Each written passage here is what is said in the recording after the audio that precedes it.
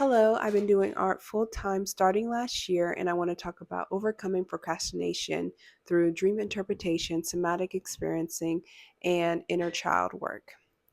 I've been doing this project for about 2 months now, and I've recorded the process. I hope you enjoy it. Hello, you guys. My name is Maya Hartnett. I've been doing art full time starting last year, doing body painting, mural painting, and teaching. It's been so rewarding for me. Getting to this point gave me the trust that I can pursue this project. I started this project 2 months ago, and it's been a beautiful process, and I'm so glad I'm able to share it with you. This is also my first video on this page, so I'm super grateful that I'm able to do this, and I want to introduce myself so we can get acquainted with each other. I started art when I was around 14 years old. I was encouraged by family and friends to keep going. I did, and I sold my first painting at around 16 years old. I loved the experience, and it propelled me into learning more about art techniques. My high school art teacher encouraged me to create more original paintings and to reach out to schools. I kept that in mind while working restaurant jobs and having little to no time practicing or researching anything about art. It was weighing heavy on my mind until my auntie asked me to work with her. She works in the face painting industry, and once I started working with her, I loved it. It was a way for me to work with children while also doing some art and also getting paid.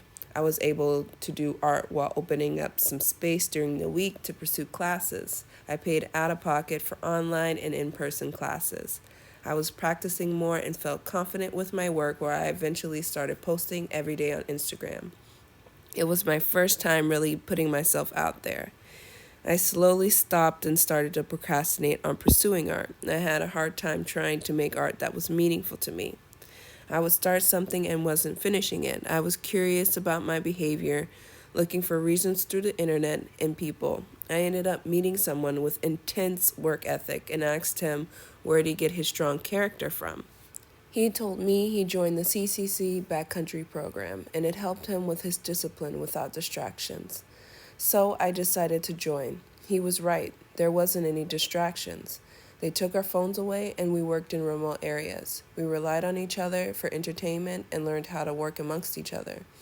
While I was out there, we were required to teach a class. I ended up teaching about dream interpretation. After reading a book by Robert A. Johnson, Inner Work Using Dreams and Active Imagination for Personal Growth. This was a start to my interest into the unconscious and subconscious mind and how that affected my behavior. After my season in 2021, I started reading more about the mind body connection, and I started to use vagus nerve and yoga exercises. I started to have more emotional, personal effects come up while moving my body, which later gave me a greater connection with myself.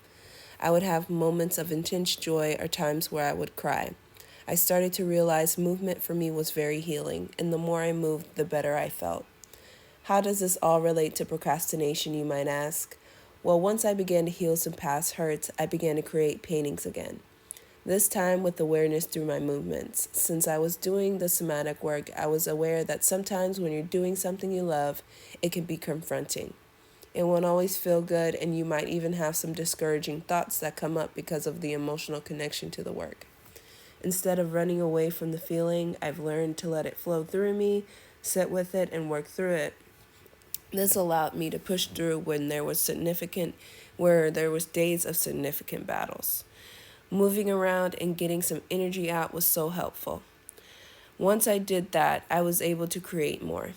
After I started the somatic work for about 2 years, I seriously started to do some inner child work, which involves connecting with and healing the emotional experiences of your younger self, addressing past trauma, unmet needs, and negative beliefs that can affect your present behavior and relationships.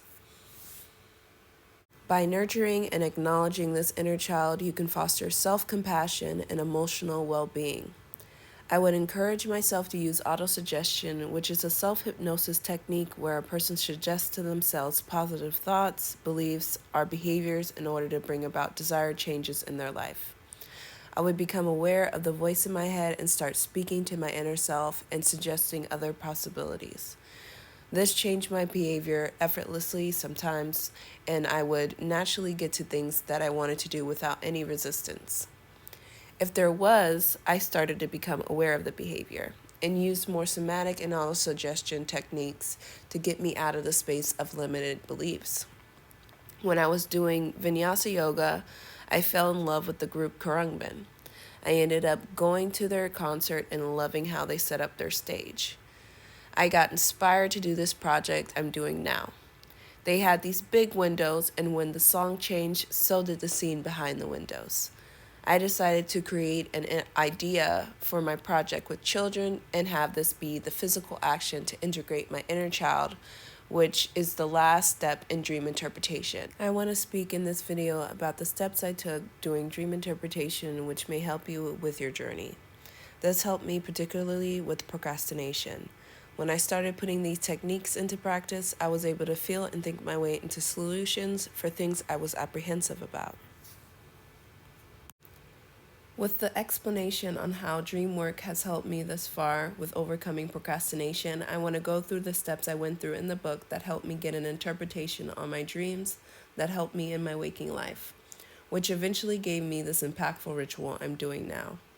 An inner work by Robert A. Johnson, a Jungian analyst, presents a four-step method for integrating our conscious and unconscious self, leading to transformative experiences that enriches our lives. By utilizing active imagination and interpreting dream symbols, Johnson guides readers through ceremonial process that translates dreams into meaningful physical experiences. This approach facilitates a journey into the depths of the unconscious, uncovering hidden strengths and resources. In step 1 of inner work, making associations, Robert teaches how to understand dreams by looking at the symbols in them. This process involves these steps.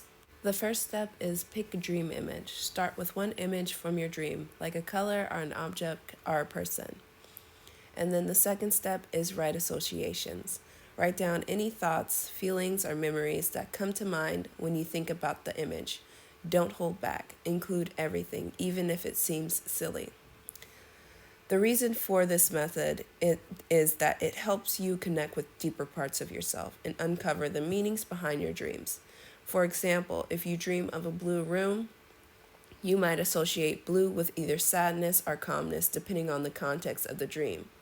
It's also important to highlight your personal relationship to the color blue. All these associations can help reveal what the dream is trying to tell you. When it comes to associations, there are archetypal symbols that dream interpretation books use to explain what they mean. But if you use these books, you won't get as much of the benefit because it's a blanket explanation that doesn't connect your own personal experiences. That's why you want to first see what the symbols mean to you first, because it can be different from the symbols in the book, which is important because your relationship to the symbol and what it means to you is not going to be in the book, but from within. With that in mind, we can move on. In step 2 in inner dynamics, the focus is on connecting dream images to specific dynamics within ourselves. This step involves examining each image from the dream, asking questions like, what part of me is represented by this image? Or where have I seen this trait in my life? By identifying these inner aspects, we gain insights into our emotions, conflicts, and overall inner life. The process encourages us to find real-life examples that correspond to the feelings or situation in the dream, helping us understand the deeper meaning behind the dream. Johnson emphasizes that most dreams reflect our internal experiences rather than external events, guiding us towards self-discovery and personal growth. He advises starting with the assumption that dreams represent our inner dynamics. While some dreams might relate to outside situations, it's crucial to first explore the inner meanings, as our thoughts and actions are often influenced by these internal patterns. This approach helps us uncover the psychological factors that shape our lives. In step 3 of inner work, Robert Johnson explains that interpreting your dream is the final result of the previous steps. This step involves creating a unified understanding of what the dream means to you. You should ask questions like, What is the main message of the dream, and what advice does it offer? Before interpreting the dream, you need to complete previous steps, as jumping straight to interpretation without personal association is just guesswork. The interpretation should emerge naturally from earlier reflections. To begin, summarize the dream's main idea in a simple statement. Johnson emphasizes that your interpretation may not be clear on the first attempt, and that's okay. Keep writing your thoughts and refining your interpretations until it resonates with the overall meaning in your dream life. So, in the last step of Inner Work by Robert Johnson, focuses on the importance of taking physical actions to integrate the insights gained from your dream. After interpreting the dream, it is crucial to perform a ritual that embodies its message. This can be a practical action like improving a relationship or changing a habit, or a symbolic act that captures the dream meaning. Many people find it challenging to identify a suitable ritual, but with practice, they can create meaningful actions that bring the dream to life. For example, if the dream suggests you need emotional depth, you might spend some time doing something fulfilling that you usually neglect. Johnson shares an example of a young man who dreamed about superficial experiences and decided to symbolically bury junk food to symbolize his intention to abandon those empty pursuits. This ritual helped him grow and change his mindset. He emphasizes that rituals don't need to be grand or elaborate. Small, subtle actions are often the most effective. The key is to choose a physical, solitary act that reflects the inner change the dream suggests, rather than discussing the dream with others. Overall, these rituals help solidify the dream's lessons in your waking life. As you can see, my ritual is very public due to the nature of it having to do with my creative life.